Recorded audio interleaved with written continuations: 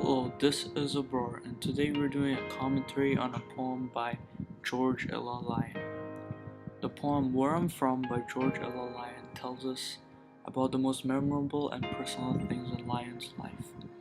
She talks about things that were found in her house when she was small, sayings by her parents and friends, names of dishes that recall of family gatherings, names of places she had lived in or visited, and a lot of other things that gives the reader clues about what represents her as a human being.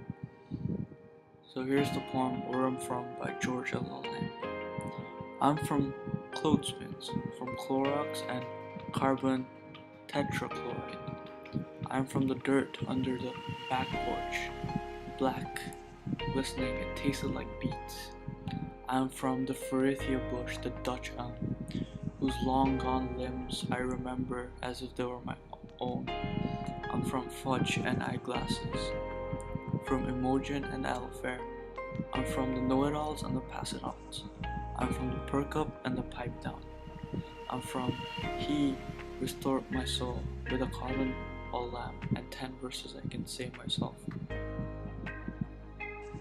This poem inspired me to write my own poem about when I was living in Sudan, which was the biggest country in Africa at that time.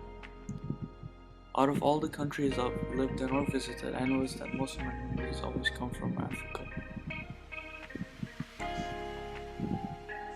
Okay, so my poem is called The Heat of Africa. The day was as hot as 10,000 suns in one. Their donkey riders dashed on the grubby streets, and I started my day off with a honey bun.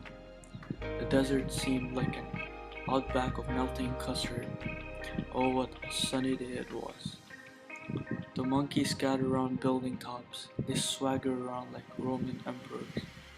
The cactuses shined bright like a diamond as the sun's rays stared them right down to the ground. The smell of tender meat came running in my nose as I galloped down the stairs. Oh, what a sunny day it was. Clean your room, my mom said in a rigorous voice, and I found myself running back to my room as fast as a horse can trot. My toys looked like the organized books in a library. My clothes were as messy as a pigsty. Oh, what a sunny day it was. The blaring sounds of the soccer game came right to my ear. The sounds compelled me to scamper to the park as I saw my friends cheer with excitement. Oh, what a sunny day it was. So, my poem is also related to Lyon's poem. Basically, although my poem structure isn't the same as Lyon's poem structure, the theme is basically the same.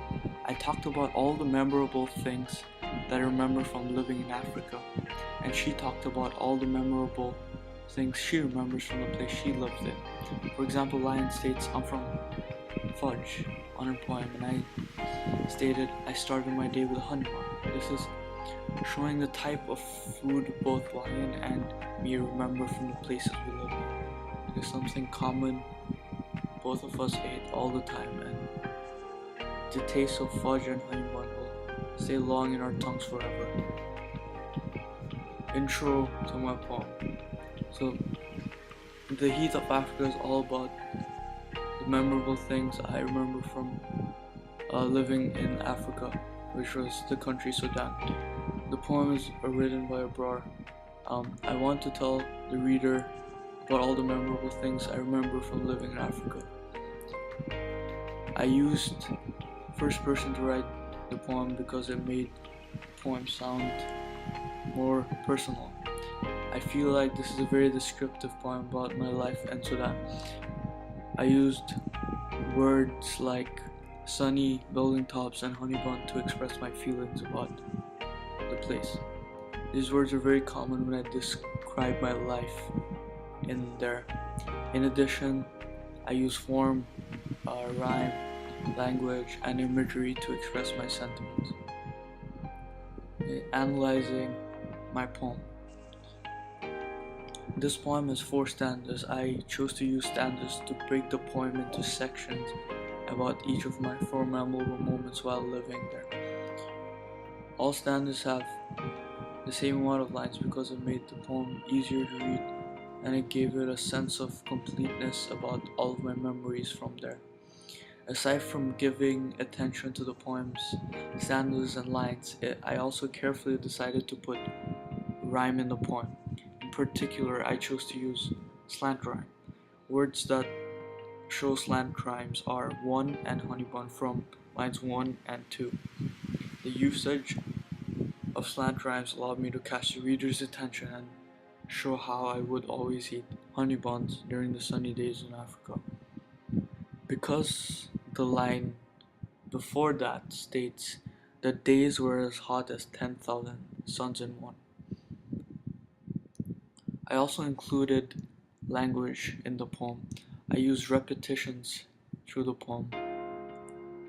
The main sentence I repeated was, "Oh, what a sunny day it was." The appearance of the sentence helps me remind the reader that the days in Africa were always very hot. The exhausting hot weather of Africa is one of the many things I'll remember for the rest of my life. I repeated at the end of every stanza so the reader would still remember the fact about the hot weather if he got off track reading the other things I said in the stanza. To give the reader a better picture of my ideas, I use words that reach out to our different bodily senses. For example, the sentence, "The desert seemed like an outback of melting custards," helps us see the desert-like atmosphere in Sudan in a better way. These words help the reader visualize that the desert was as warm as melting hot custard, and the area looked very shiny, yellow, and almost like it was about to melt from the tremendous amount of heat. Another kind of wordplay I use is similes. I use similes in almost every stanza of my poem. One example of simile I used was when I said monkeys in Sudan walked around like Roman emperors on line 7. Instead of ordinarily describing a monkey, equating it to an emperor puts more depth into its qualities. This gives reader the view that monkeys on the rooftops of Sudan acted like as if they owned a part of the land, that they were brave and no one had the right to annoy them. These are all characteristics of emperors. Overall, I think the poem really sums up my memories from Sudan. After reading it, the reader can really visualize how I lived my life in the tremendous heat of the place. This is because of the amount of times I said, "Oh, what a sunny day it was," throughout the poem, and also because of how I described the desert as an outback of melting custard. Thank you for listening to this commentary. I hope you liked it.